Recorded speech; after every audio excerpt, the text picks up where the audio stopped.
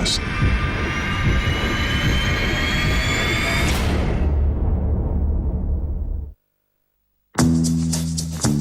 Me and the boys is angry because you is cooking all the time. Cooking should be left to professional takeaway chefs like us. Cooking is difficult. Look at this guy. He's bound to muck up the cooking. So, take my advice. Don't cook. Just eat. Order from local takeaways online. Lingering food can be a daily problem for your teeth. Keep an extra bottle pack close by and help keep your teeth clean and healthy. Eat, drink, chew. Extra. Strade piene, la folla intorno a me. Io vedo intorno a me chi passa e va, ma so che la città. Dolce Gabbana, pour femmes, pour hommes. Ed Lord wrote, give us an offer for Super Sunday Paddy. We hear you, Ed, and we've got a beast of an offer that's getting everyone worked up. Money back on selected bets on these games if your game ends in a draw. Bet now on the new Paddy Power Premier League app. We hear you, Ed Lord. To ask why we fight is to ask why the leaves fall.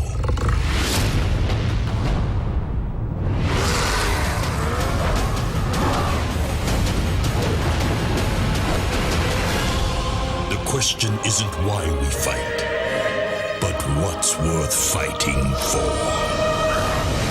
World of Warcraft, Mists of Pandaria. Pre-order now at warcraft.com. Boxing on Sky Sports, sponsored by Betfair.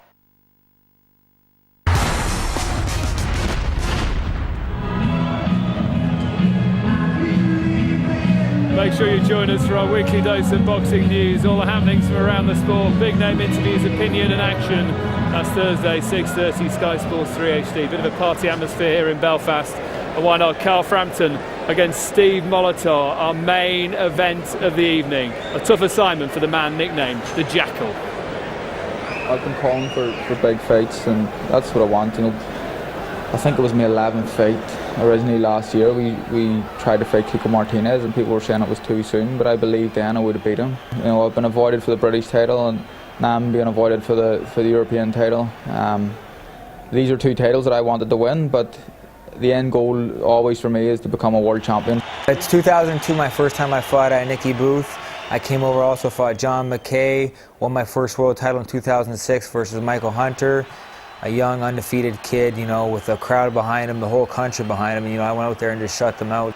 Came back and beat Jason Booth, and now we're back here 10 years later from the beginning to fight Carl Frampton. I know the Belfast crowd are going to really get behind me and make a lot of noise and make this hostile for Molitor. He'll be used to that because he's travelled a lot, but it's going to get noisy and possibly a lot noisier than anywhere he's ever been before. You know, it is less pressure for me. I mean, all the pressure is going to be on Carl Frampton. His family, his friends, his fans are here. He has to go out and perform. I'm a big puncher. I'm a big punching super bantamweight. If I hit anyone clean on the chin,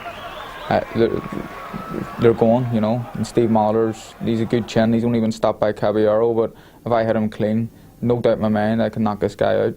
I think it's just too soon for him, you know, to step in against a former two-time world champion who's been on the major stage, you know, unification fights, you know, on big fights.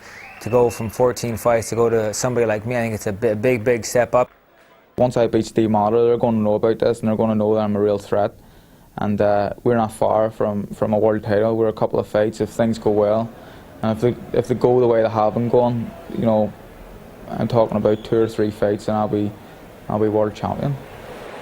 Johnny, we were expecting a jump to European level. Instead, he's got a world-class opponent, Carl Frampton, hasn't he? 25 years old, it's his 15th professional fight. He should have boxed Kiko Martinez, the European champion.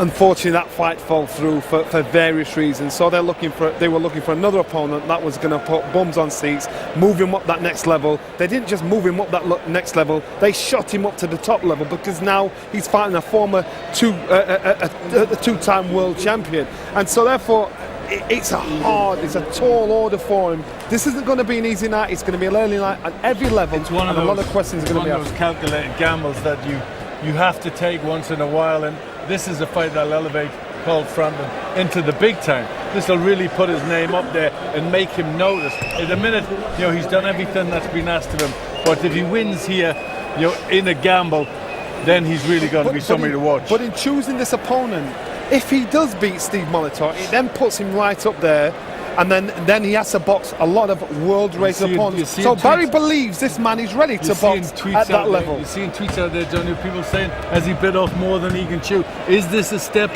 too early? Molitor is a very good fighter. These questions are about all fighters when they're at this stage in their career. I tell you what, Barry McGregor looks more nervous than Frampton. He's been pacing up and down. He's been in and out of the dressing room about 3 times. I'm expecting a Barry shuffle any minute now.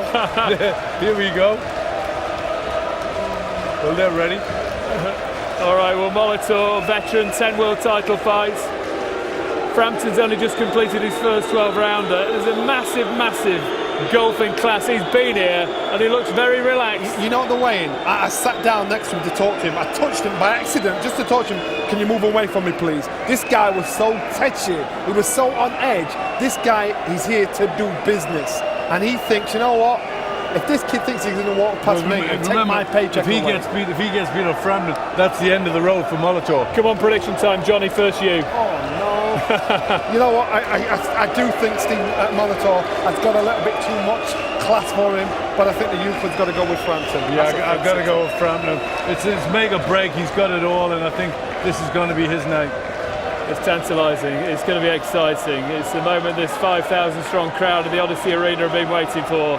Is the Belfast boy ready to come of age? Is he ready to prove he is the city's newest boxing hero? Back to our MC, Michael Pass.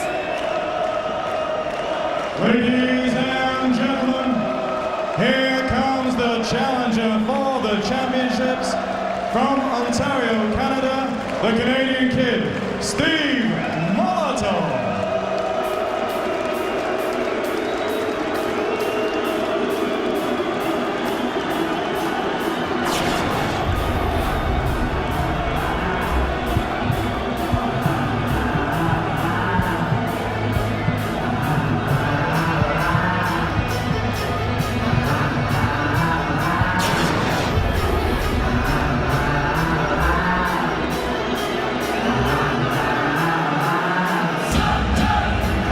Proudly wearing the jersey of the Canadian ice hockey team, but is Steve Molitor actually skating on thin ice tonight? Yes, he's been there and done it.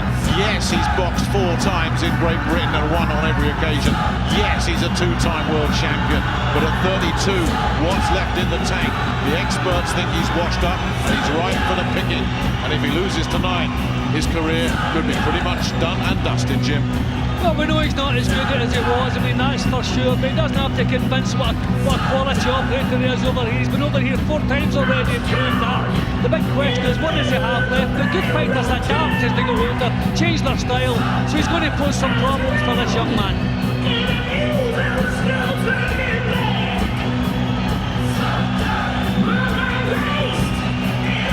Nervous moments indeed. Barry McGregor, his son Shane just behind him, who does such a great job with the training of Carl Frampton. They're ready for their entrance now. Ladies and gentlemen, it's time for the Jackal. Here comes the proud champion from Belfast, Northern Ireland, Carl Frampton.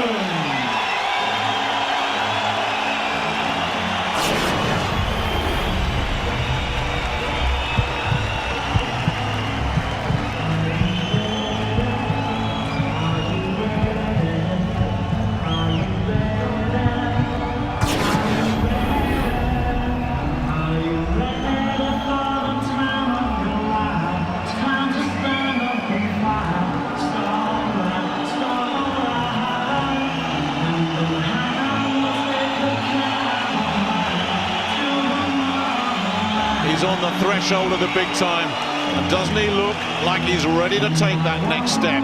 These fans certainly believe in him. This is the day of the Jackal. That's what they think. We've seen him grow. We've seen him win the Commonwealth title. We've seen him defend it twice. We've seen him beat an unbeaten Mexican, Raul Hilares, to claim the IBF Intercontinental belt. But But now it really is time for Carl Frampton to show us what he's got. He is stepping up into the big time here. He's running with the big dogs. If he can get past Steve Molitor, who knows where his career is going to go. Well, we know they're moving him quickly, but some fighters you can take a chance with them, and Carl Frampton is one of those fighters. I think he's a terrific little fighter. He's fast becoming a complete fighter. He works at every aspect of the game. He can fight coming forward, going back. He can stick with it to a game plan. I think it's a big chance for him. It's a big risk for him. I think he's going to make the best of it. I think tonight he becomes a star. We'll see. Molitor a lot older, a lot more wear on those tyres. They both come in comfortably at the weight. Molitor with height and reach advantages, but it's experience that could be the difference for Steve Molitor. 10 world title fights, as we've said. Carl Frampton not in that league. This is only his 15th fight professionally, although he had a long and distinguished amateur career.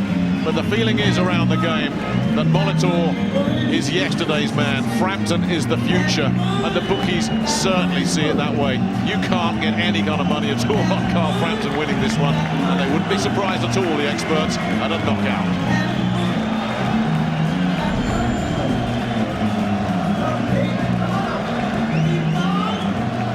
Ladies and gentlemen, this is the Odyssey Arena here in Belfast, Northern Ireland.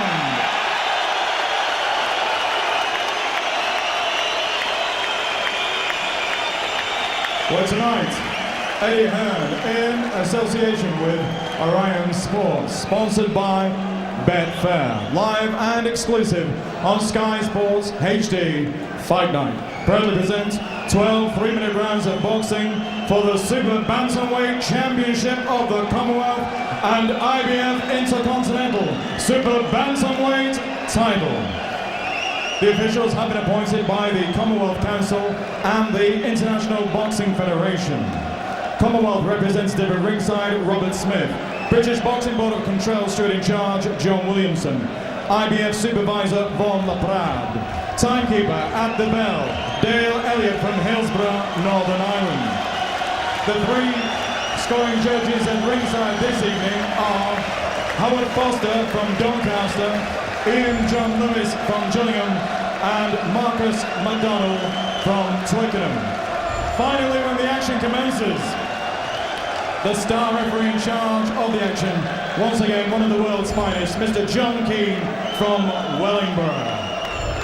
And so, people of Belfast, Northern Ireland, this is the main event of the evening.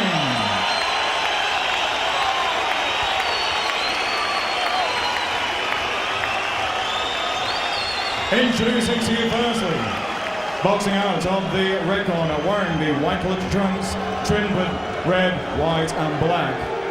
At the weigh-in yesterday, he scaled 8 stone, 9 pounds, 4 ounces. His outstanding record this evening reads 36 contests, 34 wins. 12 of those wins coming by way of knockout with only 2 defeats. Presenting the former 2-time IBF Super Bantamweight Champion of the world. Tonight he is the challenger for the titles from Ontario, Canada, the Canadian Kid, Steve Molitor. And opposing him, boxing out of the blue corner, wearing the white coloured trunks trimmed with gold and red. At the weigh-in yesterday, he scaled 8 stone, 9 pounds, 10 ounces. His perfect, unblemished record reads 14 contests, 14 wins. 9 of those wins coming by way of knockout. Tonight, he makes the 3rd defense of his Commonwealth Championship and is also the IBF Intercontinental Champion. Presenting from Belfast, Northern Ireland, the current Super Bantamweight Champion of the Commonwealth, from Belfast, Northern Ireland, the undefeated Carl, the Jackal Frampton.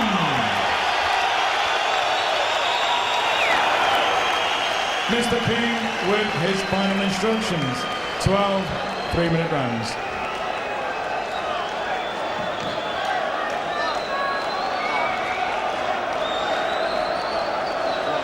You both received your instructions in the dressing room and you know what to expect. You keep to the rules, shake hands, come out boxing.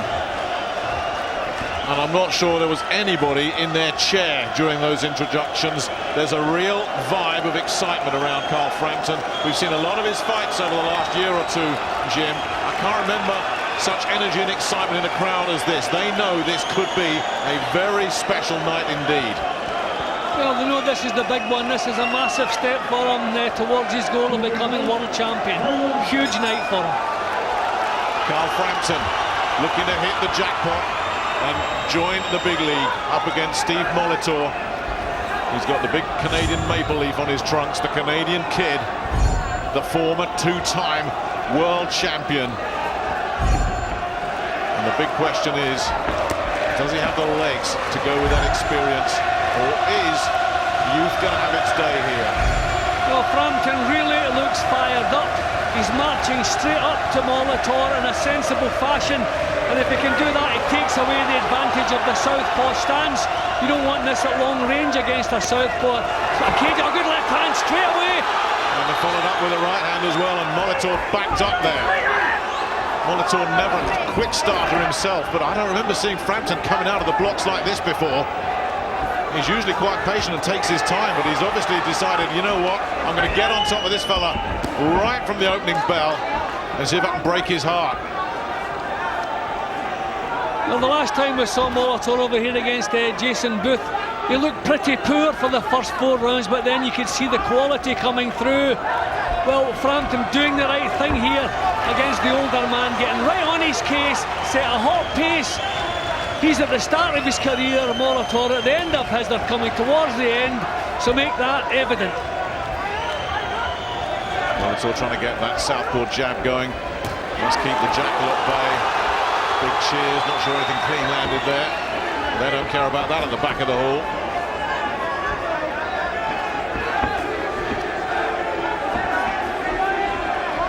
You can see already how cute Molitor is. I don't think he was expecting the young man to start like this.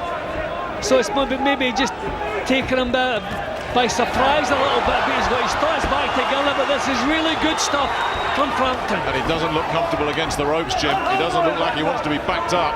He's being bullied, that's the problem. He likes to find space to use his skills.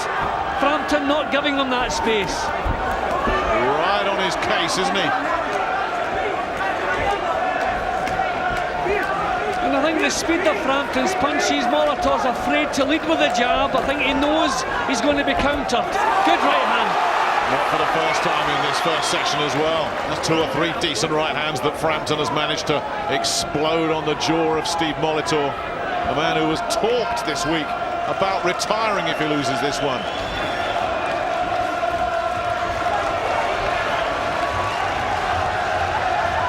Frampton looking to close down that gap. All this intelligent, composed stuff. He's not just bullying in rashly here, Frampton. He's looking to pick his shots. And Molitor, you just get the sense, you look at his eyes, I think he respects Frampton's power. I think he's felt it already. He's actually intimidated Molitor in the opener. Excellent start. Boxing on Sky Sports, sponsored by Betfair.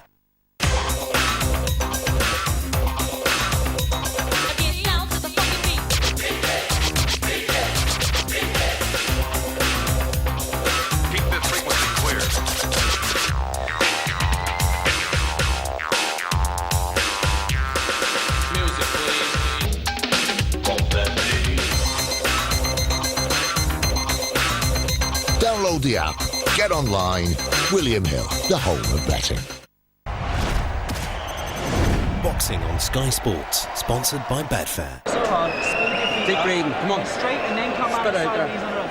That was according to the script, no question about it.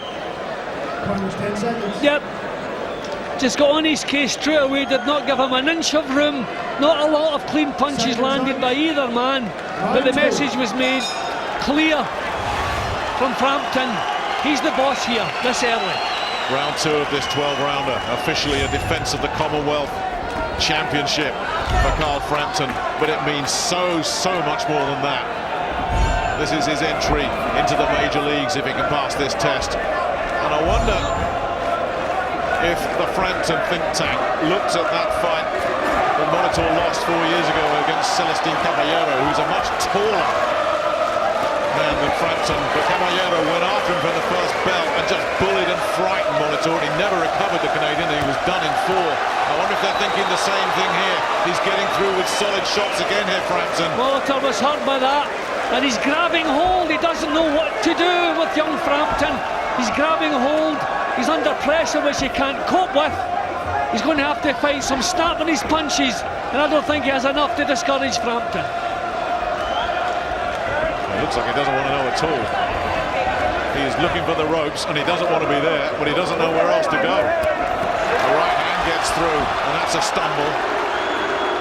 It's the best thing he's done all night so far, Molitor.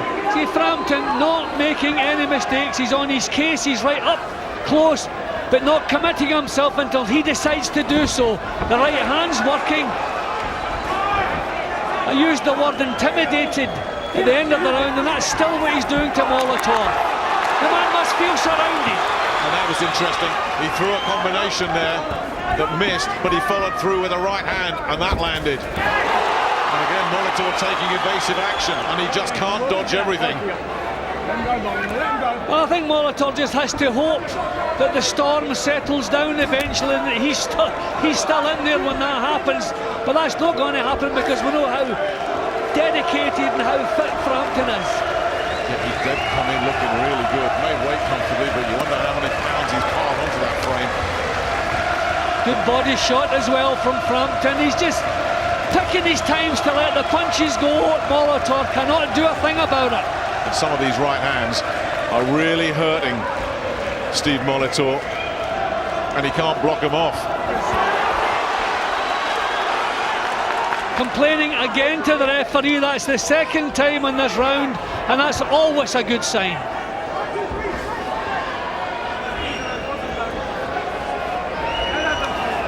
Good stuff from Frampton, just confusing him there. He didn't know what hand the punch was coming from.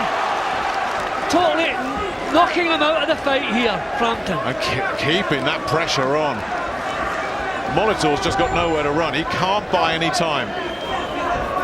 This is a methodical, intelligent, efficient wearing down process that's going on here.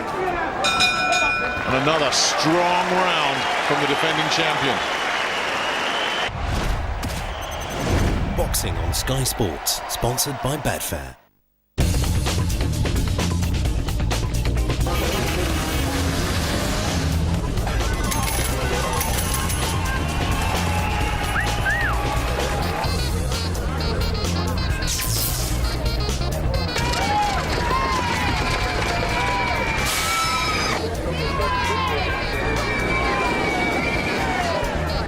Bet365.com. Welcome to Casino City. Boxing on Sky Sports, sponsored by Betfair. Textbook stuff from Carl Frampton through the first 2 rounds. Intimidation and aggression. Yeah, maybe not landing cleanly all that often, but that's simply because Molitor is 100% in defensive mode. But he's making the point, and he has 2 rounds in the bank already. Yeah, he's not landing with everything, but he's landing with enough, isn't it? And when he does land, he hurts Molitor. And Molitor, in response, has barely thrown a punch, never mind landed a punch. And Molitor never really was a man who relied on power at the best of times. What can he find to try and discourage Frampton, who's just all over him again from the start of round 3? And Molitor's digging into the bag of tricks here a little bit, just trying to find something to slow him down. This is so positive from Frampton, and again the right hand gets through, little left hook follows up as well. And you can see him dealing with the southpaw, coming in a clockwise direction. Frampton not allowing him to get the benefit of that southpaw jab. There he goes again, just pushing him around in the direction he's uncomfortable in. Well, Molitor, you think, has got to get this jab going. Now, was that a slip? A right hand did land. No, the referee, good call, good call, good call. Not according to these fans. They don't agree with that, Jim. But I think you're right. Definitely a stumble, but a punch landed. Well, Molitor has been forced to let some punches go now. He knows this storm is not going to subside, so he's going to have to deal with it. Oh, good that's shot. Another solid shot. With him backed up on the ropes as well. He doesn't need to be there, Molitor, but where else can he go?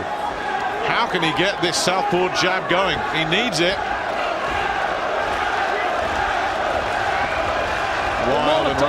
He's going to have to find some power in these shots, and the way Frampton is fired up, I don't think he's going to be able to discourage him. Better now from Molitor, better stuff. But again, pinned in a corner. This time Frampton couldn't hurt him.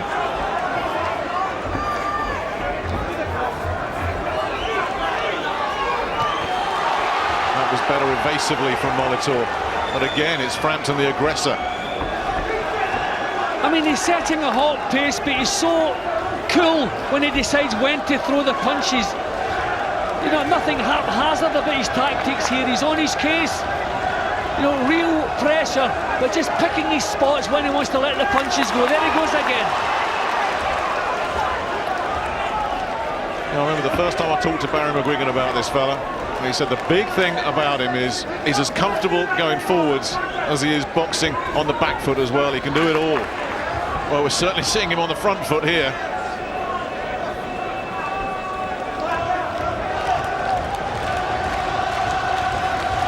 See, it's still not making any mistakes whatsoever, Frampton. Taking his time, not letting the punches go until he's pretty sure they're going to land.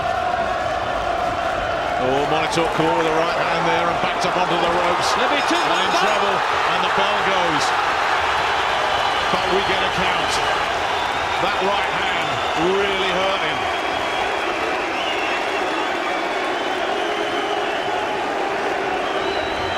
I was just about to say, Jim, he just about got through this round unscathed, Molitor, as we got down to the last 5 seconds. Then a right hand landed and nearly took the whole undercarriage out. Yep, they both landed almost simultaneously, but Frampton's was the one with the power, and Molitor's problems have just been doubled. So look at the way Frampton's going straight up. He's just taking his time. Nothing erratic. Controlled. Then lets them go there. I mean, he wasn't on the floor, but the ropes were keeping him up. But that was the right hand that knocked him back onto the ropes. And I think if the ropes hadn't been there, he probably would have been on the floor. Then it is at Frampton's mercy here. And Frampton lets some more damaging punches go. Frampton off his stool already. He wants to finish this job, and you get the sense he wants to finish it right here. Celestine Caballero did it in 4. Can Frampton follow suit?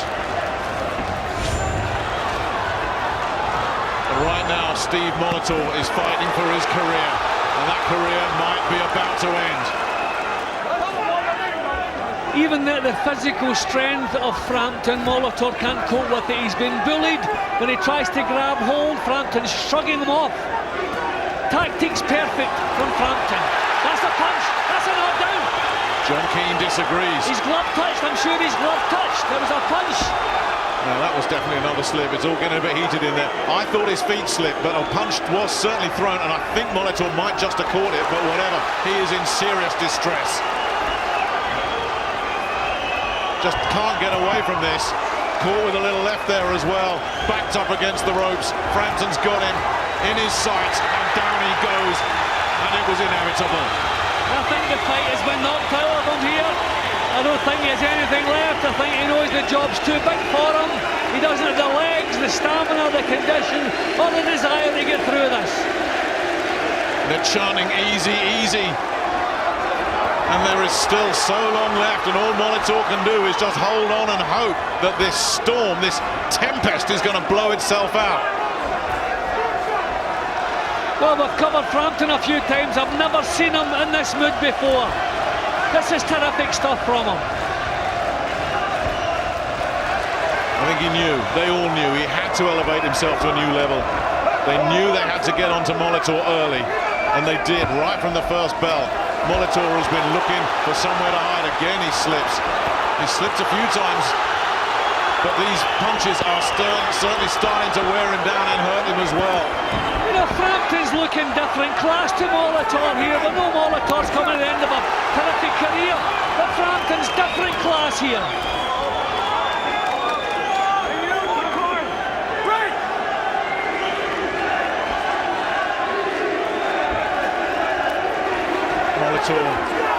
Just trying to survive, trying to buy some time. But how on earth can he change the flow of this one? What can he do? Trying to land a left hand. Frampton saw it coming, blocked it off, and again punished him with a counter. Clever this from Frampton.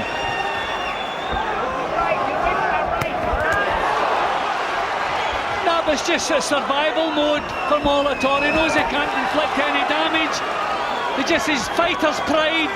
He wants to see how long he can hang on in there, but he knows no victory here tonight. And how much more of this does he want? How much more can he take? Oh, just getting through there with a little straight left, the Canadian. That was a good left hand. He landed straight shot, right, and he needed something badly. Another huge round for Frampton. Well, bullshit. He's an ice hockey fan. Give me a towel. He's like he's on ice skates sometimes in there, this fella. Yeah, well, that was it. The shot caught him above the ear. The glove touched down. I would have called it a knockdown. The punch landed on the ear. So quite fortunate that it wasn't called a knockdown. But Frampton poured on the pressure, kept the punches flowing.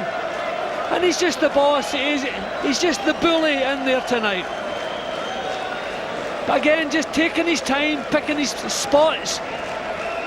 Nothing erratic. Cool head for such a young fighter in such a big fight. Terrific stuff from him.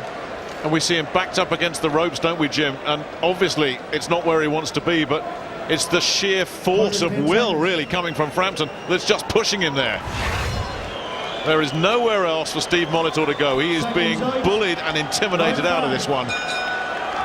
He survived round 4. How much more of this can he take? Well, he looked poor for the first 4 or 5 rounds against Booth. Then he got himself, he seemed to waken up and get himself into this, but this is totally different. He's been dominated here. He's been hurt. And Booth was never a big super bantamweight. Frampton is.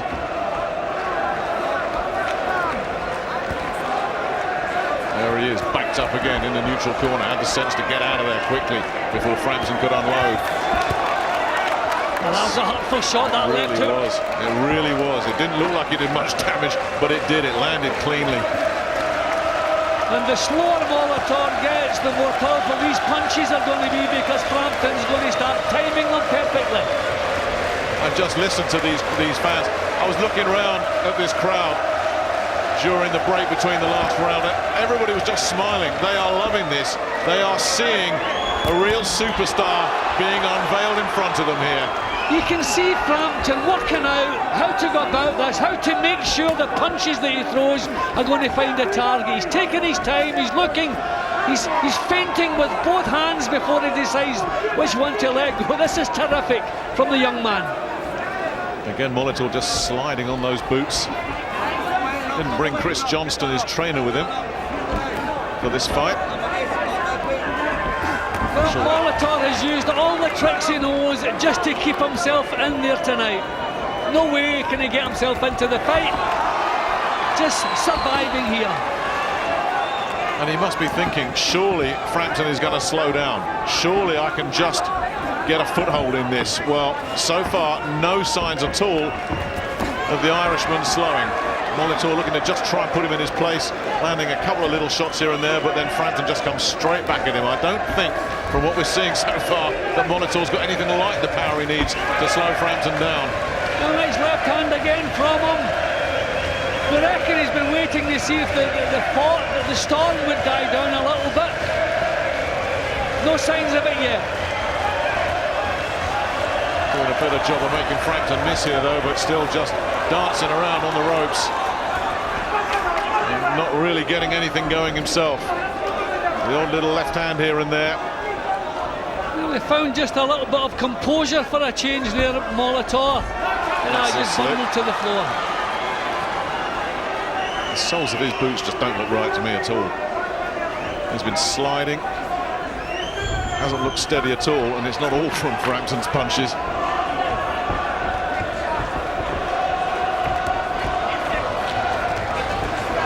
Backed up in the corner again, but he survives another round. Boxing on Sky Sports, sponsored by Betfair. There is banter between the teams in practice. Friday morning, different ballgame. In the Ryder Cup, no, it's far too important. It will be difficult in America, it always is. The crowd in America are very vocal, very loud, and they want the Ryder Cup back badly. We know that. The Ryder Cup, sponsored by Rolex and Visit Scotland, starts Friday, 12:30, Sky Sports 1.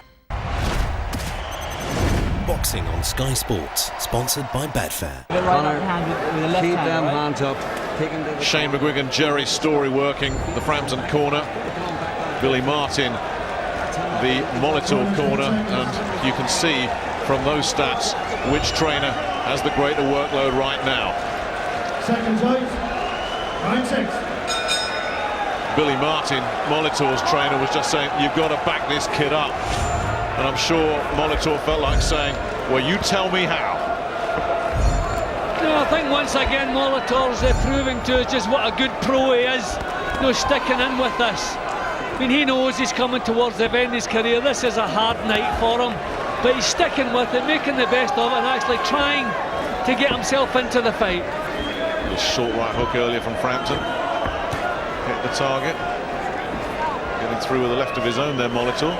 He's having a little bit of success with those left hands. Well, maybe he's thinking, this kid's gone out too fast, he's going to tire. Maybe that's his hope. Again, a bit slippery on those red boots of his, the Canadian. And Frampton right in front of him, working him, trying to bully him out of it.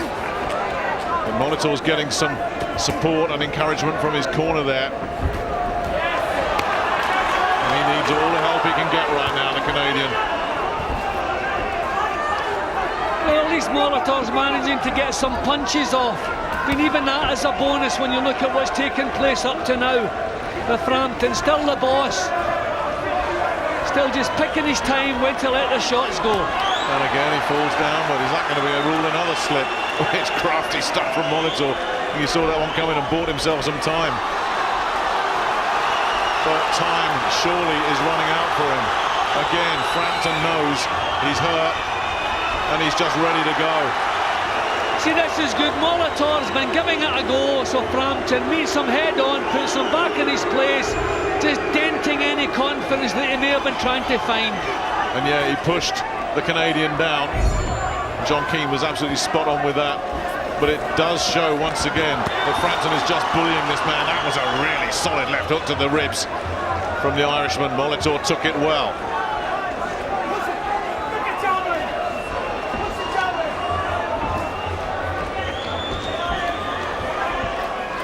There's blood from somewhere. It's all over the torso of the Canadian, and down he goes again. He's just being worn down this time.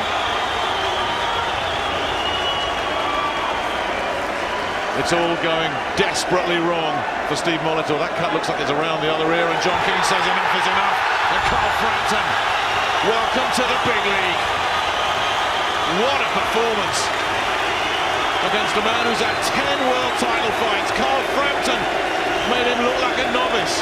That was special, very special indeed. Well, a couple of times working on Frampton's fights, I've called for a little bit more fire in his performance.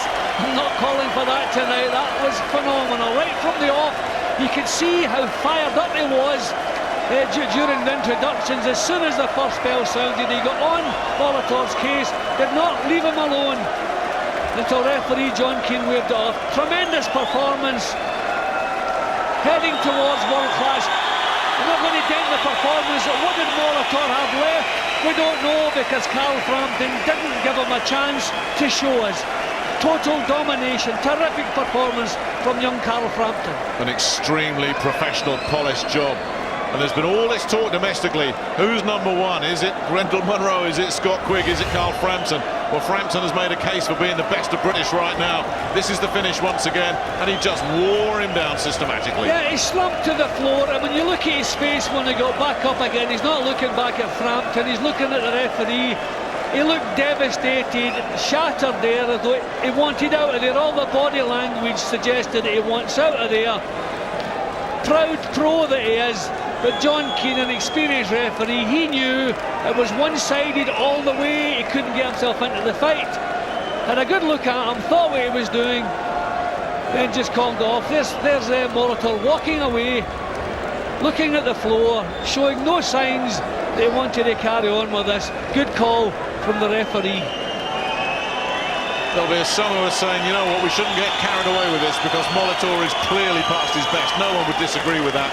But you have to admire the ruthless efficiency, the sticking to a game plan, and the fact that he just knew exactly what he was doing and set about his business so clinically, Frampton. A real mature and effective performance from him tonight. A terrific performance. We're in a tough division, and he's a tough little guy. He really is.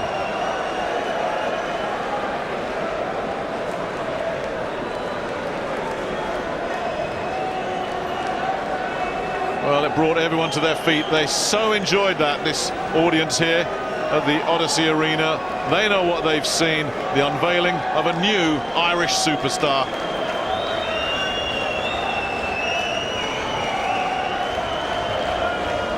Ladies and gentlemen, after 2 minutes and 21 seconds of round number 6, star referee Mr. John Keane has stopped the contest.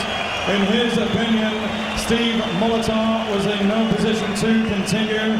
Your winner, and he is still the Super Bantamweight champion of the Commonwealth, and still the IBF Intercontinental Super Bantamweight champion from Belfast, Northern Ireland, Carl the Jackal Frampton.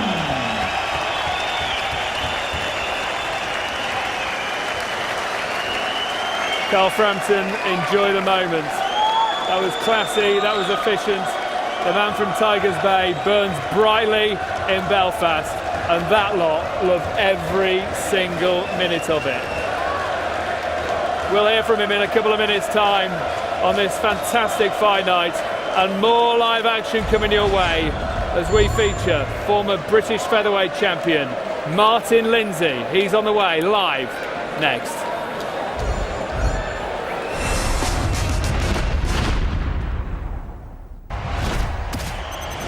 Boxing on Sky Sports, sponsored by Betfair. My name is Marty Khan, and I'm a management consultant. My team and I talk people into thinking they really need us. Our job is to make the client happy no matter what. Is there anything that you won't do? I just had a client lunch, closed a $4 million piece of business. You're welcome. I can close anybody. It's what makes me bulletproof.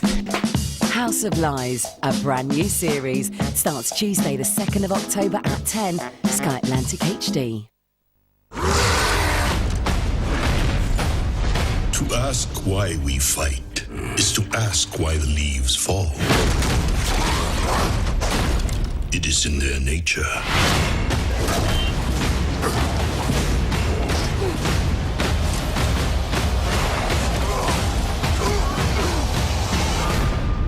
World of Warcraft, Mists of Pandaria. Pre-order now at warcraft.com.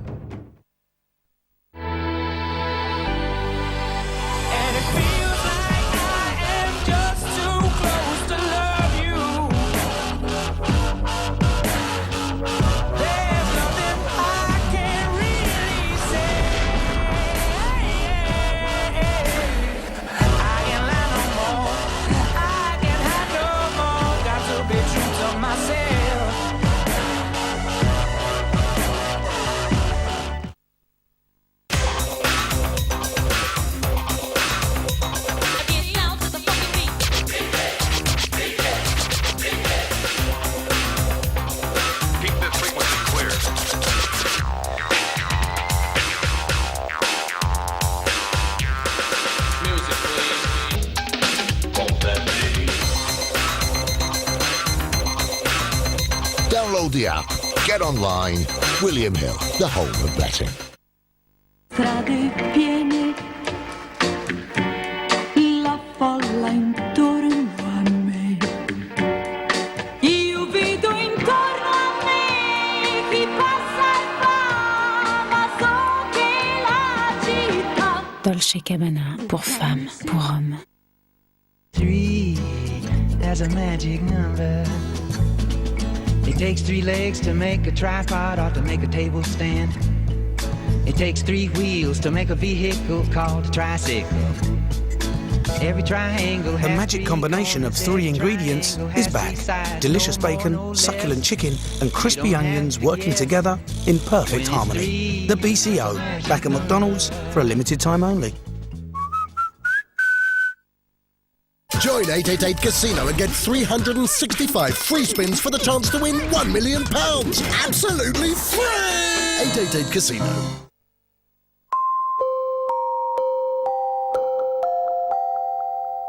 At Lexus, we didn't just create a premium compact car.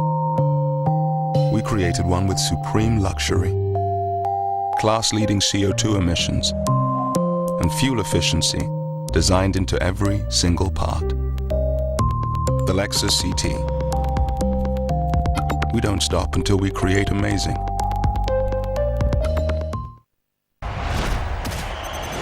Boxing on Sky Sports, sponsored by Betfair.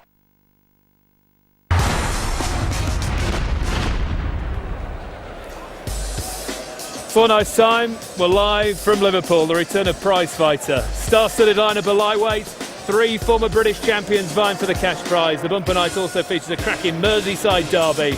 Rocky Fielding meets Carl Dilks for the English super middleweight title. That's at 8:30 Saturday, October the 6th, the day for your diary, and that's on Sky Sports 1 HD.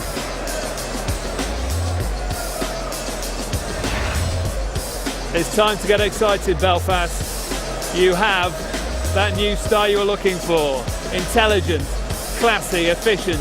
His name's Carl Frampton. In the end, he was devastating, putting down Steve Molitor 3 times before stopping him in the 6th round. He's ringside, talking to Adam Smith. Carl, after 14 straight professional wins, the 15th was the gamble, the step up in class. How did you make it look so easy tonight? I think it's just all to do with hard work, and I really pushed myself hard in training. I knew this was going to be a tough fight. Steve Molitor, a world-class opponent. I knew this was the big test, and I passed it with flying colours. Former 2-time world champion, we wondered what he had left, but you didn't let him get out of the blocks. It seemed after the first minute or two, he respected you as a fighter. Yeah, I know I can hit hard, and just got to land my shots, and these guys, they'll know about it as well. I need to set a high pace from the start, and that's what I've done. That's what I worked on in training, and we knew at some point we would probably get him out there. I didn't think he liked the pace that much. That's why we were pushing so hard. Was it the clever mix of sort of moving in and moving out and utilising your skills and not just sort of rushing in? Yeah, well, I made him miss quite a lot. He made me miss as well. But I think, him throwing sometimes wild shots and going over the top of my head, that tires you out as well. And it was just on him the whole time. And that was it, really. That was the plan, wasn't stuck to it. The Belfast crowd gave you such a reception, and did they keep you going sort of through every single round? I mean, you must be delighted to do this here. It's unbelievable, and I want as many fights here in Belfast as possible. The crowd was amazing tonight, and I fought a guy who's ranked number 9 in the Ring magazine and beat him quite easily. So more fights at home the better, and we're going to start packing this place out soon. It was meant to be Kiko Martinez, in many ways a better opponent in Steve Molitor. How quickly do you want to go now? It's a competitive division, of course, worldwide, and in Britain still Renald Munro, Scott Quigg, plenty of names, plenty of fights. Yeah, I want to go now, and I'm open to fighting Scott Quigg and Renald Munro.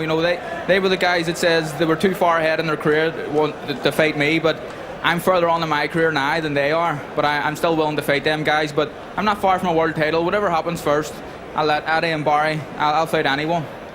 A legend of these parts, of course, Barry McGuigan. You're right behind your man, and you must be so pleased with the way he delivered tonight. Yeah, I like the fact that he stayed on the guy non-stop, and what he was doing, he was attacking him with fast feet. and then giving himself room to get back and counter. But Steve Molitor is not a world champion 2 times over for no reason. He was clever and very difficult to hit with more than one single punch at a time. So in that situation, it's going to be difficult to look good. But what he done is he just ground him down at him, and eventually he just nailed him. And you know, if he'd have got up and continued, he would have been knocked unconscious. This guy is a tremendous puncher. You achieved the status in and around these parts. Do you think Carl can do that over the next 12 to 18 months? I've absolutely no doubt about it. This guy is a fabulous young fighter. He's a great learner. He's not the full article. He's got a lot of work to do, and we have a lot of training to do with Shane and with Jerry in the background here. So we're working very hard, and we're taking the right fights, and the way that Eddie Hearn has planned his career has been fabulous, and he's a great guy, and we intend to map it out and work towards a world title fight. If that means going and fighting Quigg, or stepping back and fighting Quigg, or as Monroe cheekily said to me on ringside, you know, why would I step back and fight you? Well, and now we're in the happy position of being ahead of those 2 guys, and we'll still fight them.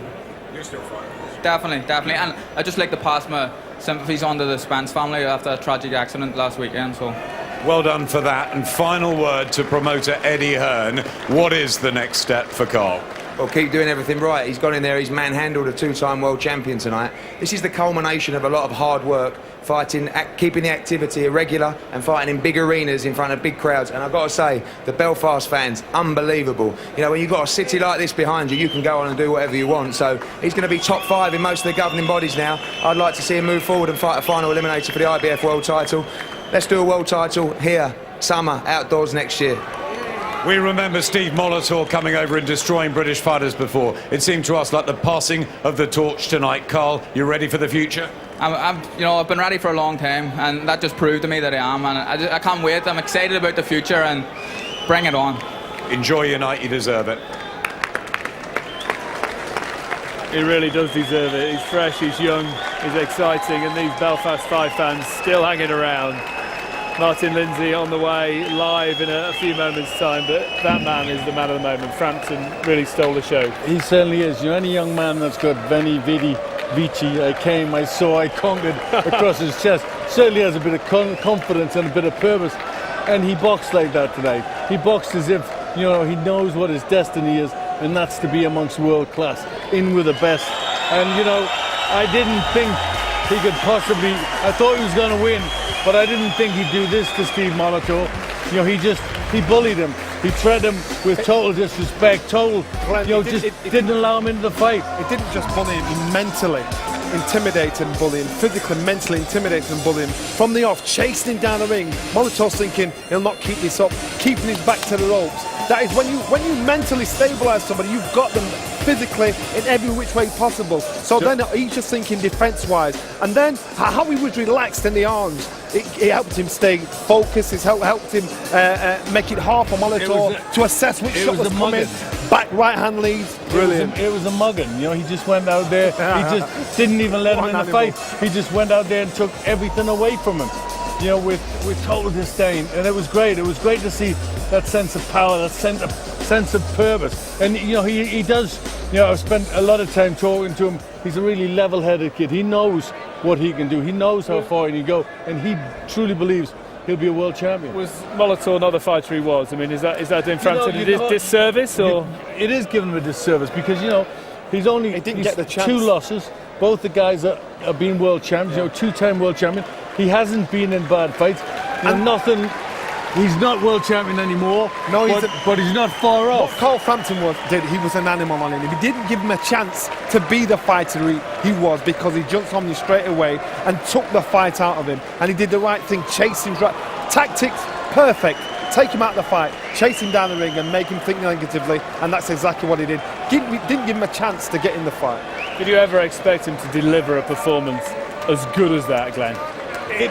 You know, on paper it looked a very, very tough fight. You know, this shouldn't have been as easy for Carl Frampton. He stepped up a level with flying colours. You know, it was almost like, you know, he knows what can be expected of him. He knows what he can deliver. He knows, you know, the potential is to be Ireland's next boxing superstar, and I think he's well on the way. He cheekily said he was willing to take a backward step to face Renald Munro. Confidence. I mean, is that just confidence? You know yeah. what? I like Munro, I like Quigg, I even like my own boy, Kid Galahad. But you know, on that performance, Cole Frampton, I'd put him number one out of the four of them.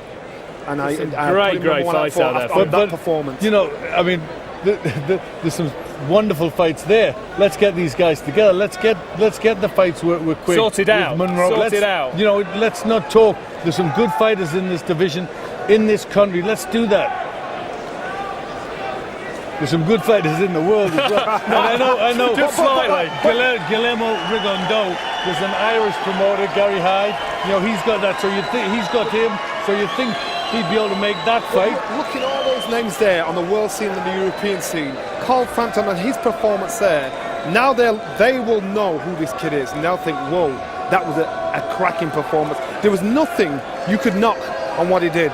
Speed, strength, aggression. He had everything you'd want from a young man coming through. Youth is on his side. And this is just 15 fights into his professional career. It's some going. It is some gun, but you know, he's had a very, very good established amateur career. He comes in with an excellent pedigree. He's done everything the right way, and you know, that was supposedly a Commonwealth defence. That was his step into world class, and he passed it with flying colours. So you know, we're excited. There's some good fights. I'm looking forward to come back to Belfast. I said Ireland had found a new boxing star. Do you think he can be an iconic figure in Belfast, in this part of the world? I remember coming to Ireland before Barry won the world title, and the following was building up and building up and building up until he won the world title. And I can see the same thing here with this young man here. The following's building up. You're seeing class. You're not getting hustled with something that you think, well, they're getting him the right upon. He's not hustling anybody. This kid can fight for fun. He needed a performance like that to make, you know, it could have been a really tough fight. He could have scraped through, you know, like he did with the Raul Herrales, where it was you know, he boxed and did that. This time he came, he dominated. He had to take it, you know, take the bull by the horns, and he did that. I tell you what, Fight Night these days is all about wall-to-wall live action. Let's take you out there and bring more of that right now. Another Belfast hero, Martin Lindsay, hometown boy, didn't want to disappoint his fans, was due to fight Lee Selby, who was ill overnight. Didn't want to give in, wanted to put on a show for his fans, so he stepped in against Renald, Garrido, Frenchman, decent amateur career, boxing outside France for the first time. Can Lindsay entertain our MC, Michael Pass? Ladies and gentlemen, we continue with 8 3-minute rounds of an international featherweight contest. Introducing to you firstly, boxing out of the red corner, wearing the brown and white coloured shorts. At the weighing, he scaled 9 stone, 13 pounds, 6 ounces. His record reads 8 contests, 6 wins, 2 defeats. Presenting from Marseille, France, Renald Garrido. And opposing him, boxing out of the blue corner, wearing the sky blue shorts trimmed with dark blue. At the weighing, he scaled 8 stone, 13 pounds, 6 ounces. From 20 contests, he has 19 wins, 7 of those wins coming by way of knockout with just a single defeat. He comes to the ring this evening as the former featherweight champion of Great Britain, presenting from Belfast, Northern Ireland, Martin Lindsay. Timekeeper at the bell, Dale Elliott from Hillsborough, and the star referee in charge of the action, one of the world's finest, Mr. Ian John Lewis from Gillingham, Kent. 8 3-minute rounds.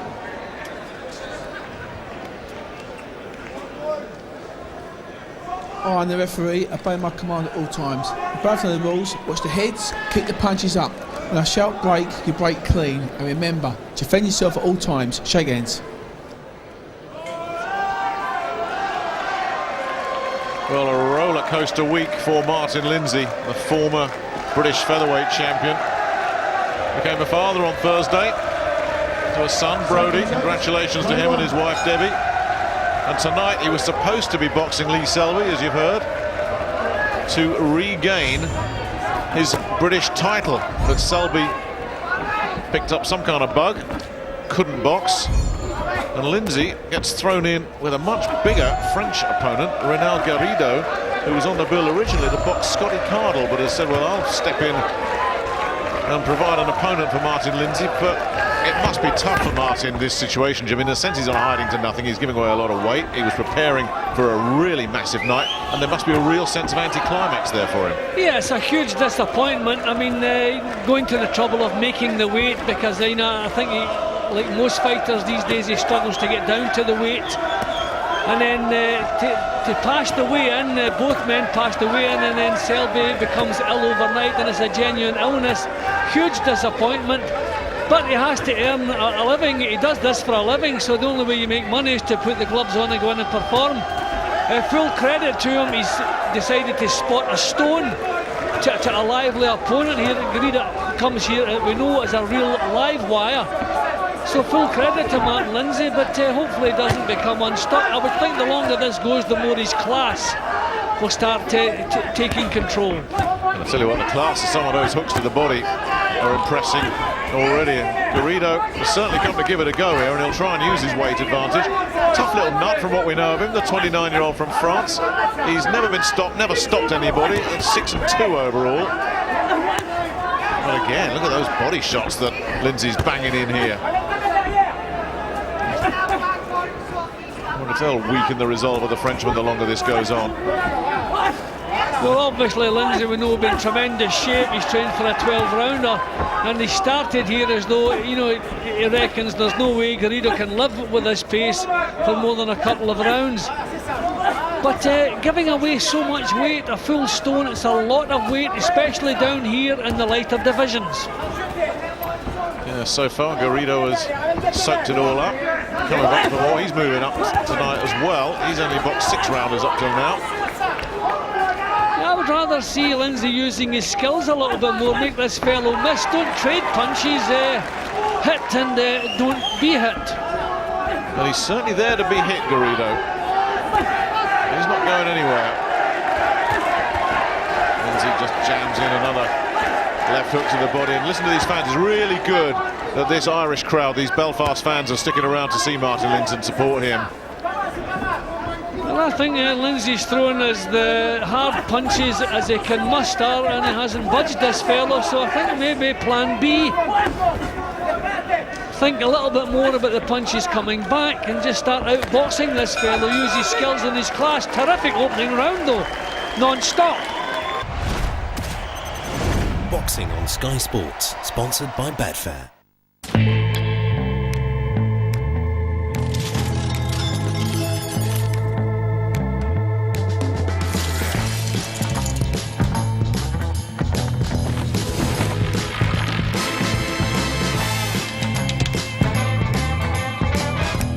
Betway has over 500 casino games for your Mac and PC. £10 free when you join. And now play anywhere on your mobile and tablet with Betway.com. Boxing on Sky Sports, sponsored by Betfair. Well, that really was an entertaining opening 3 minutes. Lindsay certainly dishing plenty out, but taking a bit back as well, Jim. Yep, he didn't use his skills there. Maybe there was some of the frustrations that have been pent up. Maybe I had to get rid of some of those. But that was a terrific opening round from both men there.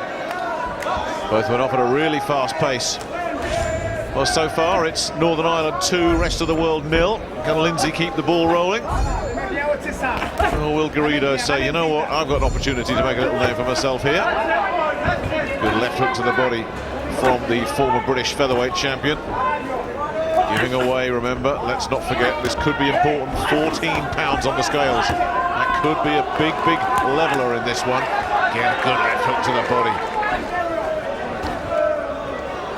Yeah, well, I think Lindsay is trying to bring his skills in. I mean, experience-wise, the level he's boxed at is far above this fellow. Now he's trying to use it.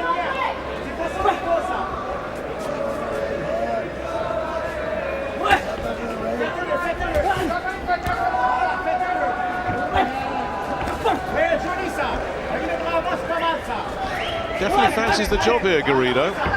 He's not been discouraged yet. despite what looks like very solid body shots that have gone in particular from Lindsay, who's just missing a bit, just a bit out of range. Garrido doing a good job defensively here. I mean, this is a big night for Garrido. He's come over here for a little, 6 or 8 rounder, and he's been given a chance to make a name for himself, and he's going for it. You've got to give him that.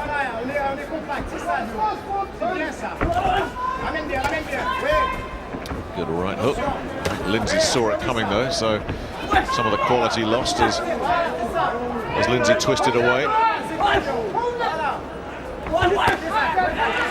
Solid punches coming in, but so far can't slow him down. Never mind getting him taking a backward step. Lindsay's got his hands full with this fella. Yep, just walking right through them. I mean, that's what you find when you give away a stone. I mean, that's the reason we have weight divisions. A stone down at the featherweight limit is a huge amount to be giving away. And it's not a last-minute replacement, we have to remember, because this fella was on the bill already. So it's not as though they've just called him this morning. The gum shield coming out, and Garrido immediately stopping as well. It's being fought at a good pace. I wonder if Lindsay's looking at this fella and saying, boy, this is a big fella. Again, looking to get those left hooks going to the body. But he's landed a lot of decent body shots, and nothing seems to be disturbing Garrido.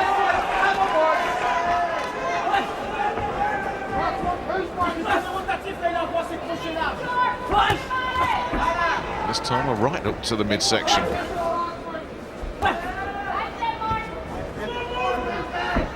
Decent work from Lindsay, but in the back of your mind you might be thinking, you know what, he really is working very hard just to keep this fella under control, and I'm not sure he's got him there yet. Yep, but he's throwing bombs which take a lot of energy. This is tough for him. Boxing on Sky Sports, sponsored by Betfair.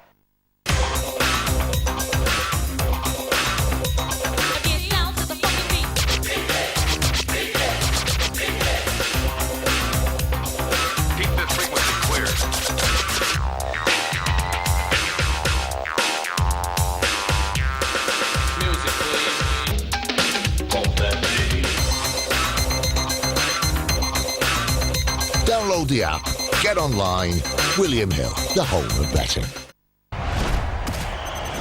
Boxing on Sky Sports, sponsored by Betfair. Ben moi voilà, tu lui montais, hein, travaille aussi, hein, d'accord? Yeah, well, Lindsay putting everything he has into these punches. They're landing cleanly enough, but this fella just keeps coming back at him. He's maybe thinking he's 12 round, but this guy isn't, that he can live with this pace. We'll see. Yeah, it's a hot one. 8 rounds. Martin Lindsay, a former British featherweight champion, in the sky blue trunks from Belfast against Renald Garrido. This 29-year-old who turned pro a year ago and has had 8 fights, winning 6 of them. Trying to make this big weight advantage count in his favour. Lindsay trying to work the uppercut. It's a clever shot, I don't think it quite came off. Again, whenever he throws punches and lands, you look for Garrido to take a backward step, and I'm not seeing it, not at all. He's done nothing yet to try and move this fella. Yeah, but Lindsay's much more sensible with his tactics now, using the jab a little bit more, still trying to work the body, although a lot of his body shots have been blocked.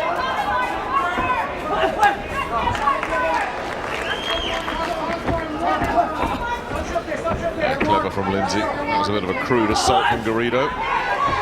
Lindsay looking to punish him for that. Garrido was really breathing pretty heavily at the end of the second round. So I wonder maybe if Lindsay just thinks, keep this pace going, and he won't be able to go with it.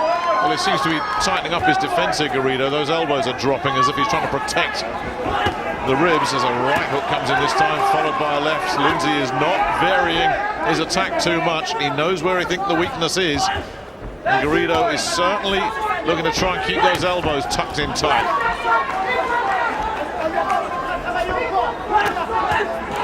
Well, this is a really good action. I mean, maybe a little come down when we heard it was an 8-rounder instead of a title fight, but I tell you, this is good stuff. It's better than good, isn't it? Very entertaining, this. I thought it might be a bit of a flat letdown, especially after the drama with Carl Frampton and how exciting that was, but Martin Lindsay has shrugged off that huge disappointment he must have felt 12 hours ago. It really was that close to fight time, and here he is having a right old tear up with a fella 14 pounds heavier than him.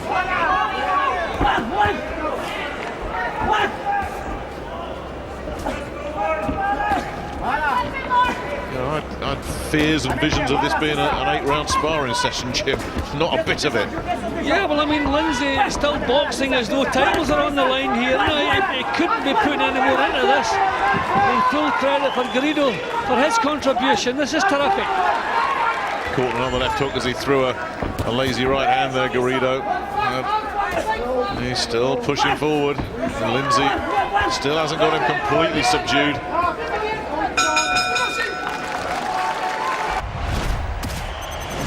Boxing on Sky Sports, sponsored by Betfair.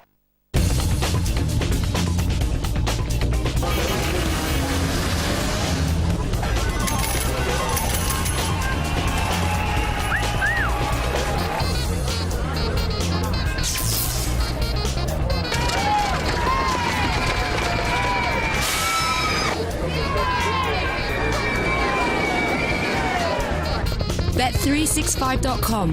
Welcome to Casino City. Boxing on Sky Sports, sponsored by Betfair. Time is, we're going to open up in the last 4 Well, Martin Lindsay certainly knows where he thinks the weak spot is. Yeah, Right he's there. working the body and he's finding the target. He was catching some elbows earlier on in the fight, but he's getting them home now to the rib cage. Round 4. Tremendous punching from Lindsay. Round 4 of what is planned for an 8-rounder. It's a spicy one. A lot of punches being thrown with purpose. Renald Garrido in the brown trunks obviously can see the possibility of a real decent name on his card. And Martin Lindsay looking to get rid of a ton of frustration.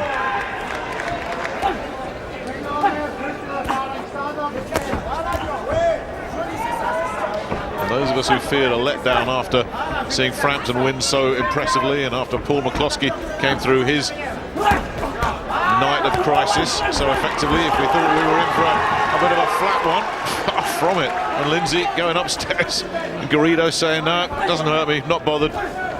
You saw the class from Lindsay in that burst of punching there. That was terrific. That really was quality stuff. Okay, it didn't have any great impression on Garrido, but boy, it was really quality stuff.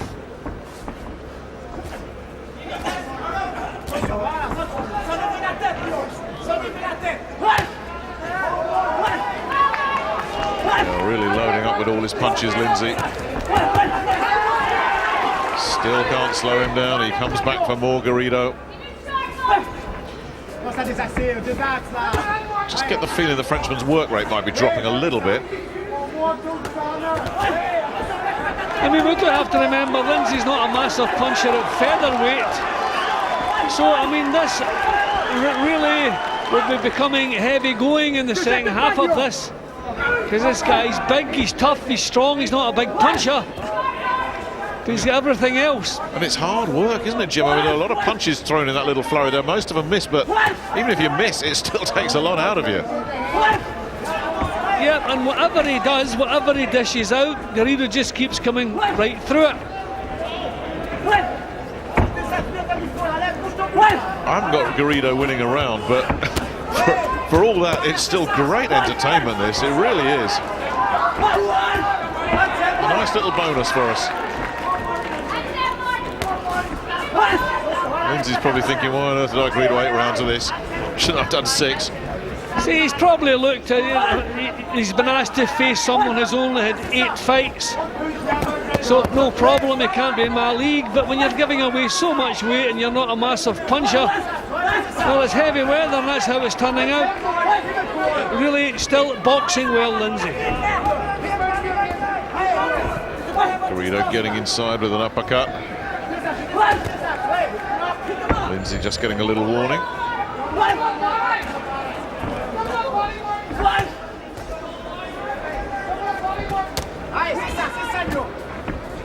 Good little finish there from Garrido. Boxing on Sky Sports, sponsored by Betfair.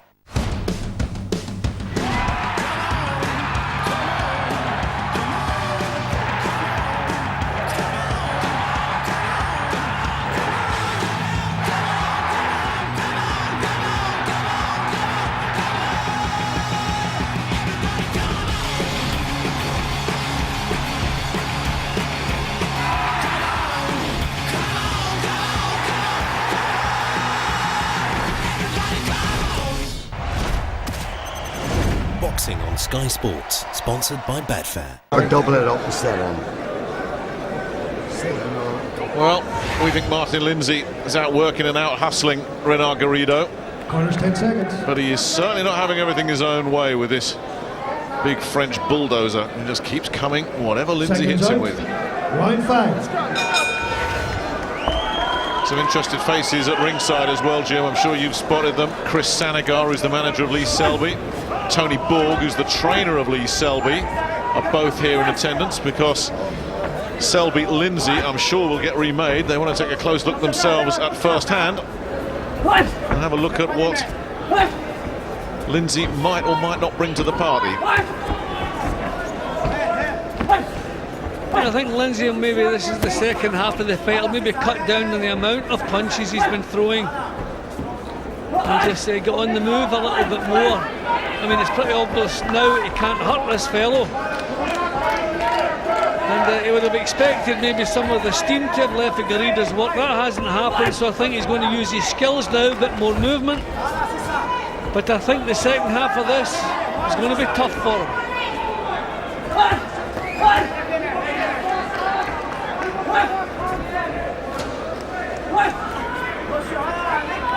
Trying to pick his shots here as Garrido tries to keep his defences a little bit tighter.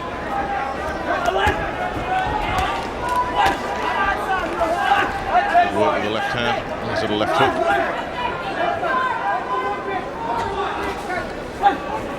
Lindsay's still putting everything into these punches power-wise. So I mean, it's just as well he's 12-round fit, I think. Because as we've said already, this is heavy work. That was better, much better. And he's starting to make the Frenchman plod a little bit here. Sort of swing and hope stuff coming from Garrido like that, and missing quite badly. It's the first time we've seen Garrido look a little bit heavy on his legs. He's still willing and still trying to make things happen, but there's not much authority behind his punches at the moment. He needs to find something here. Yep, and I think that's what Lindsay's been banking on. I mean, the pace he started this fight at, I mean, he reckoned that Garrido couldn't live with that pace. So for the first time, as you say, maybe he's beginning to be proved right. Well, he keeps throwing these left hooks, Garrido, that are missing by a mile. But for all that he's missing, for all that he's on the receiving end, for all that he's looking a little bit leg weary, he's still right in Martin Lindsay's face. He just will not go away, will he? Yep, this is turning into a real struggle for Lindsay. I have him winning it clearly. But it's taken everything he has just to keep this fellow on the end of his punches. He's missed with so much in this round, Garrido.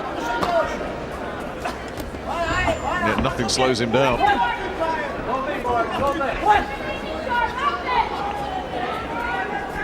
I mean, he's been on the receiving end for so much of this fight, and certainly all of this round, and yet Lindsay's still backing up and working his socks off. Boxing on Sky Sports, sponsored by Betfair. Are you ready for the Liverpool-Man United clash this weekend? Well, we are. If Man United beat Liverpool 2-1, we'll give you £100. For your free chance to win £100, text WIN to 67555. Man United left Anfield with a draw last season. Can they go one better this weekend? To get your piece of the action and your free chance to win £100, text WIN to 67555 now. That's WIN to 67555. Boxing on Sky Sports, sponsored by Betfair. Keep the fours going. Keep the 1-2 up. Well, he's hitting with everything, Martin Lindsay. And this Frenchman just won't go anywhere. 10 seconds. Yeah, but the punches don't even seem to be having an effect on him. Seconds out. He keeps coming, but missed a lot in that round. And just as I thought he might be starting to feel the pace, even though he was missing and not doing any damage, he just put himself right in front of Martin Lindsay and said, right, come on then. That was feet tangled up.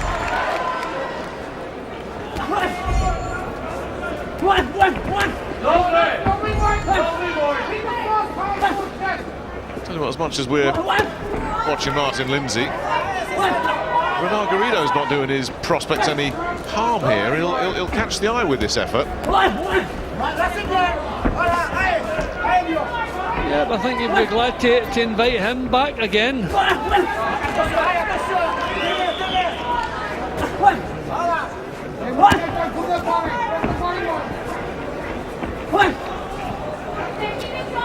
Well, originally he was down to fight the rising prospect from Lytham, Scotty Cardle. I'm sure Scotty Cardle's watching this somewhere and saying, well, I'm glad Lindsay got him and not me.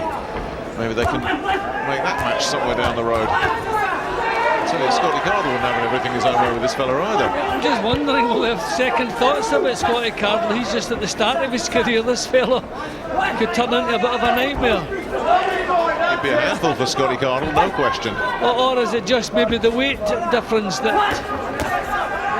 Lindsay's punches just seem to have no effect on him whatsoever? And Lindsay's loading up. I mean, it's not like he's pulling these at all. We're just going through the motions.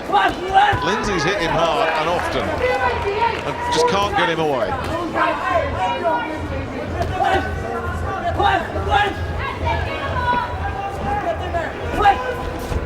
It's amazing, isn't it, Jim? I've got him winning every round, and at no point can you say Martin Lindsay has this completely under control. No, but I mean, the signs were right from the off this was going to be tough. As soon as we could see that Garrido could take the shots and keep on coming, and I reckon it would get tougher from the halfway stage, and that's how it's turning out. Still the better quality work still coming from Lindsay, and he's just producing that as I'm speaking here. Terrific. Yeah, really good right hooks coming in, bouncing off the side of Garrido's head with no effect whatsoever. Better defensively from the Frenchman. Bit of snaps gone out of his punches though.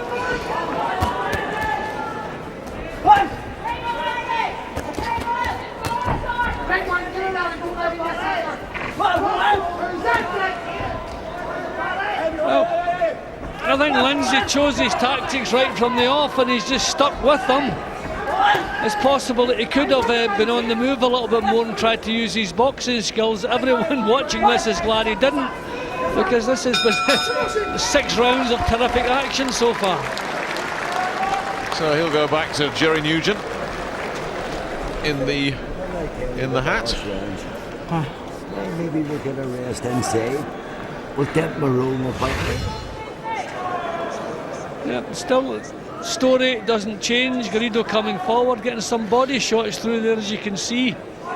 But when Lindsay switches on, you can see the quality in his work that Garrido has never really been able to match. Sit inside and come bump, bump, bump. See, instead of closing, bump, out again. Bump. All right, John, I know what I'm doing. Right. You understand what I'm saying to you? Right, now we're going for this title fight. That's why we've got to look at it. Right, we're not going to run it down. We're going to sit and fucking put it up then. Right? Double them up. Sit inside, uppercut here. Seconds out, line 7. Just one more after this. Martin Lindsay in control on the scorecards. And should have enough class to avoid any major scares, but Renald Garrido, well, he's not going to go looking for him, that's for sure. Garrido is in his face. I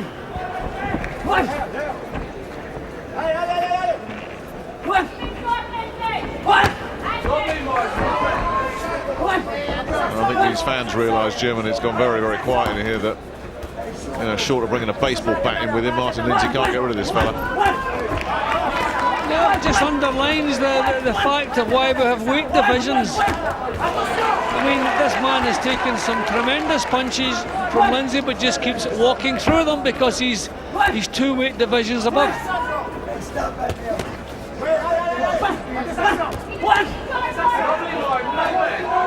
Defensively from Garrido again. And then Lindsay getting through with a couple of jabs and a switch downstairs with the right hand. Garrido's struggling to land clean punches. The longer this fight's gone on, the more the quality has gone down from the Frenchman. There was a lot of huff and puff and industry from him early on. And as he keeps chugging forward, he just isn't really landing with any kind of frequency and doesn't seem to be bothering Lindsay one little bit. Lindsay's trying to back him up for the first time. If he can do that, that will certainly make things a little bit easier. Now, a nice little turn there from Garrido, nicely done. Just as Lindsay landed a real solid looking right hand, you thought, oh, that's it, but no. No, it isn't. It's going to take something really special for Lindsay to break through this fella.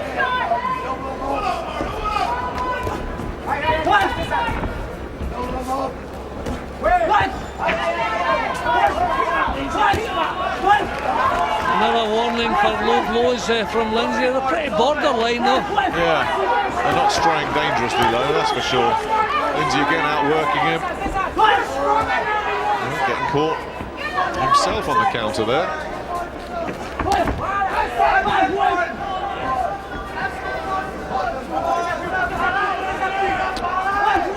Well, he came in, Renald Garrido, with that tag. Never stopped anyone, never been stopped.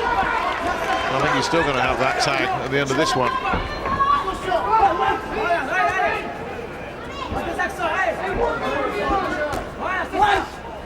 Lindsay must think like must feel like he's working the heavy bag here. Just keeps coming back, swinging back into position and says, come on in, let's have a bit more. Lindsay getting through again. Garrido saying, yeah, big deal. I mean, we've seen a lot of quality in Lindsay's work, you know, throughout the almost 7 rounds. But he just doesn't have the power, you know, to subdue this bigger fellow. Yeah, not the night he was expecting at all. As long as he stays out of trouble for 3 minutes, he'll get the win, and that's what really matters. Yeah, well, the story continues. Every round the same. Garrido doesn't stop coming forward, trying to pump some punches out, but the much better quality coming from Martin Lindsay. Some of those body shots you thought of might have slowed him down a little bit, taken some of the ambition, but not to be. Oh, c'est bon? Mais c'est pour ça. N'accepte pas. Allez, c'est bien, c'est la dernière. Mais oh! If you're fluent in French, send us a tweet, please. Nice and tidy now. Nice and tidy. Not at the ropes. Not at the ropes. Corners 10 seconds. 10 seconds now. Jerry Nugent just saying, keep it clean. No need to try and be a hero here. Second tight. 8th. Final round. The last round for Martin Lindsay. I bet he's glad to hear that. Because no matter what he throws at him, Renald Garrido is not going to go anywhere.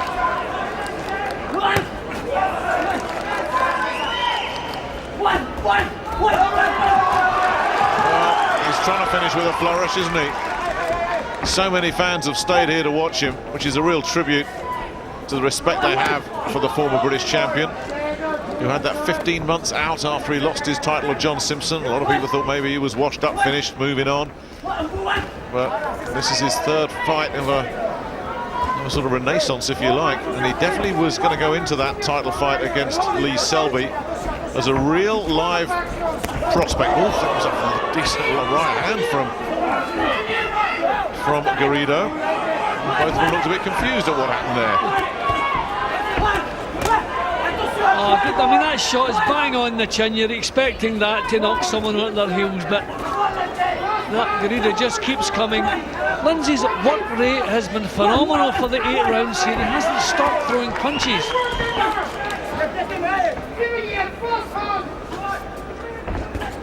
I've got him winning every round.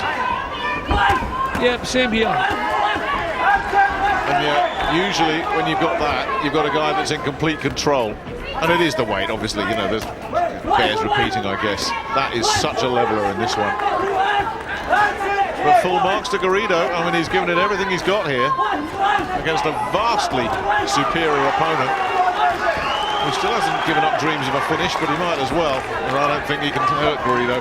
He just keeps coming. I know Lindsay was training for a title fight, a 12-rounder, but I'm still really impressed at the fitness that he's shown tonight. I mean, this has been a terrific pace for the full 8 rounds. Terrific. It really has.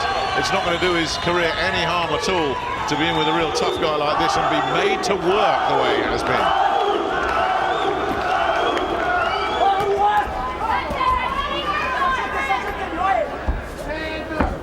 Impressed with Lindsay tonight, considering there was nothing on the line for him at all, realistically.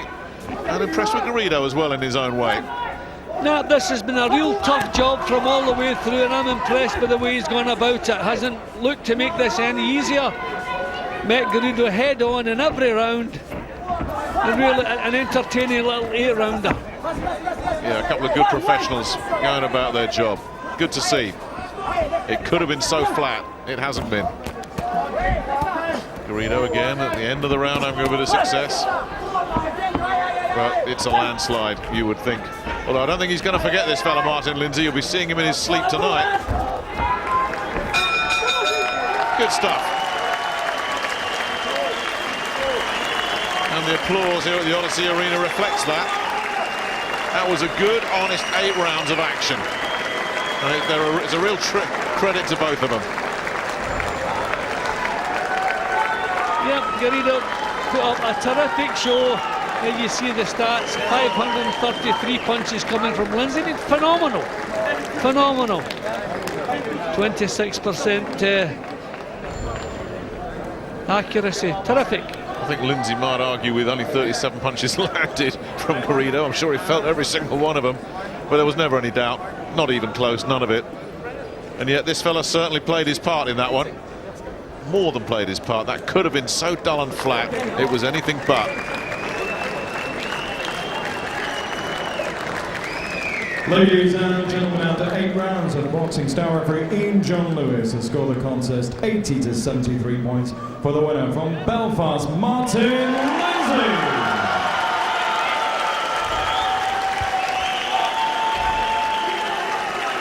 Well, it's entertaining, wasn't it? Martin Lindsay, the hometown hero, done Northern Ireland proud yet again against a very game Renald Garrido. He's heading to our interview position right now, and he's ready to talk to Adam Smith. Adam. Martin, victory number 20 for you, but I think we've got to start with what a week it's been. How have you got through it? Yeah, it's been very emotional, you know. My wee boy was born on Thursday, so I had to deal with all that, and then getting ready for the... Congratulations, amazing news, first of all. Yeah, thanks very much. And then getting ready for the fight. It fallen through at the last day, you know, so I had to pick myself up here to go in against this opponent tonight. You know, I was giving away a stone in weight, and he was a strong wee man, you know, but I was glad of the workout, you know, because it was 8 tough rounds and he didn't stop coming forward. And what was your reaction this morning when you heard that obviously the title fight was off? I mean, you know, you've got a different opponent 12 hours later. Did you want to fight? Yeah, I did want to fight because I sold a lot of tickets and I had all my opponents here, and you know, I wanted to put on a performance for them, you know, but it's just unlucky what happened to Lee.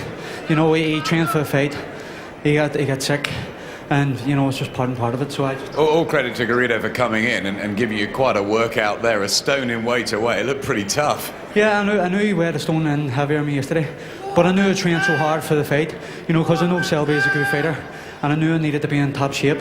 And you know, in the night, like, that French guy didn't stop coming for 8 rounds, and I proved that I could handle it with against the bigger man. Mentally and physically, a great job for Martin Lindsay. When's the Selby fight going to happen? Well, as soon as possible. It was heartbreaking this morning to go, you know, meet up with Martin and give him the news. We were all gutted, but he wanted to fight tonight, and you know, like I said, he gave away a stone. But you know, sometimes things happen for a reason, and he's been inactive, Martin, and he's had 8 good rounds there. So he's going to be in even better shape when he meets Lee Selby. You know, and we think we're going to win, and he will win, and we're going to make that fight as soon as possible. It's a great fight.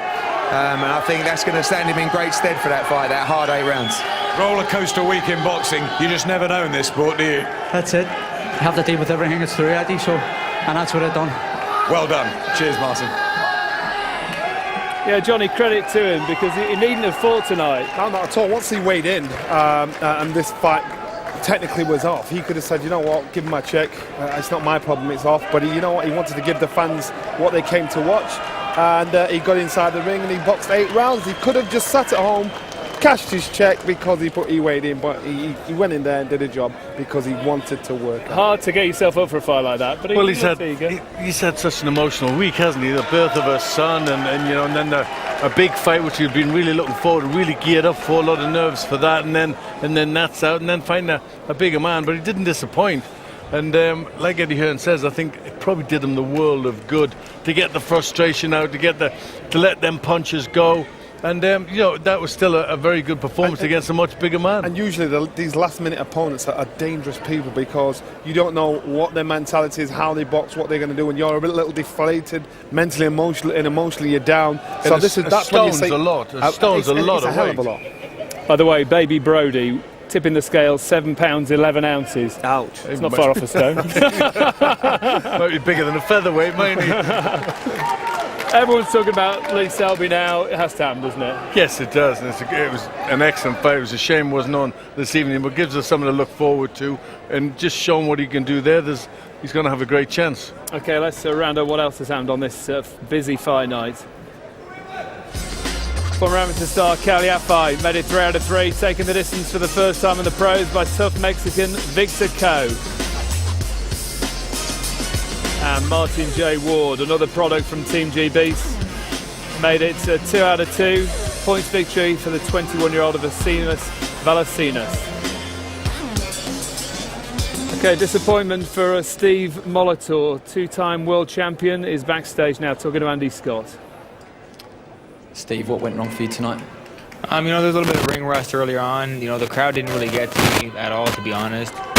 And I don't really know what happened, you know, to be honest. I felt like I could have continued. You know, the ref said I didn't look interested to my trainer, but, you know, I was just looking at all the blood coming from my head. But take nothing away from Carl Frampton. He fought a great fight, and, you know, Steve Molitor will be back. You're a 2-time world champion. You've been in with the best in the world. How good can Carl Frampton be? He's still got a lot of learning to do, I think. You know what I mean? I think he's got to improve on his power a little bit because he hit me some clean right hand that didn't affect me the way that, say, a Caballero affected me. So, you know, but he's a young talent. He's a good kid. He's got a good team behind him. So, you know, he's got the world in front of him. So, you know, he's got a bright future ahead of him. That incredible run that you had in Britain's come to an end now. He said he would push you into retirement. Is that not the case? You know, I got to sit down with my family and the people close to me and see where we go from here. You know what I mean? So that's a decision I can't just make off the top of my head like that. Thanks, Steve. Thank you. Gonna have a chat to his family, decide about the future. Really, is it time for Steve Molitor to hang up the gloves? Yeah, you've been a 2-time world champion. It's about desire. We've seen it happen in the past. He's not got a journeyman's mentality. He wants to get up to the top again. And after getting taken apart like that, he knows that's not going to happen. If it was me, if I was him in his shoes, I'd say, that's it. I can't do it. I can't get to the top. I'm out of here.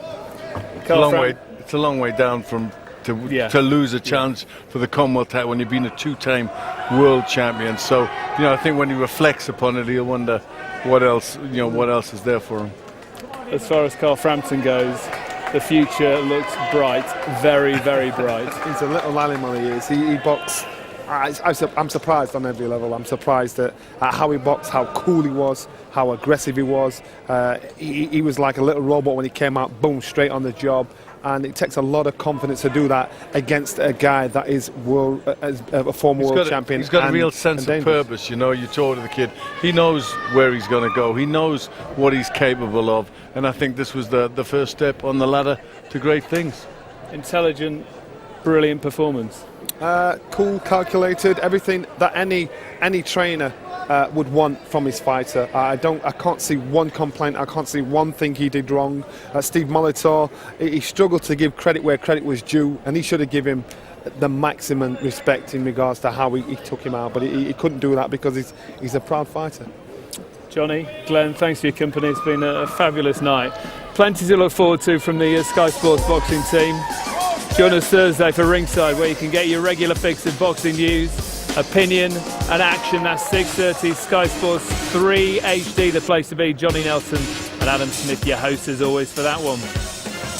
Fortnight's time, what about this? Prize fighters back, this time at lightweight. 3 former British champions, Derry Matthews, Anthony Croller, Gary Cycley, the star-studded field.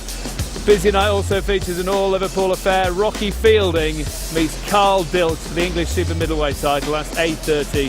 Saturday, October the 6th. That's on Sky Sports 1 HD. And later that month, what about this one? Sheffield's special one. Kell Brook edges ever closer to a world title shot. Meets Argentina's Hector Saldivia. Final eliminator. Big card also features Jamie McDonnell and Kenny Anderson. That's 8 p.m. Saturday the 20th of October. Sky Sports 1 HD. Well, the boy from Tigers Bay shows his class and his claws after a bumper night in Belfast. See ya.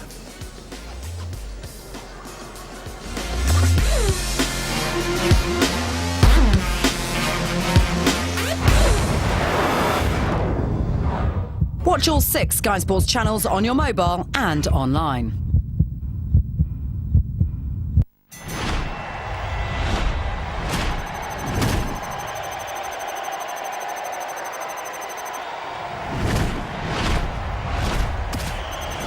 Boxing on Sky Sports, sponsored by Betfair. Tomorrow, a live Super Sunday double. Liverpool-Manchester United, Sky Sports 1 and Sky 3D at 1. Followed by Manchester City-Arsenal live and also on Sky 3D at 3:30. And we're live on the grid at the Singapore Grand Prix on Sky Sports F1 from 11:30. This is Sky Sports, your home of sport. This weekend on Ford Super Sunday, Liverpool-Man United.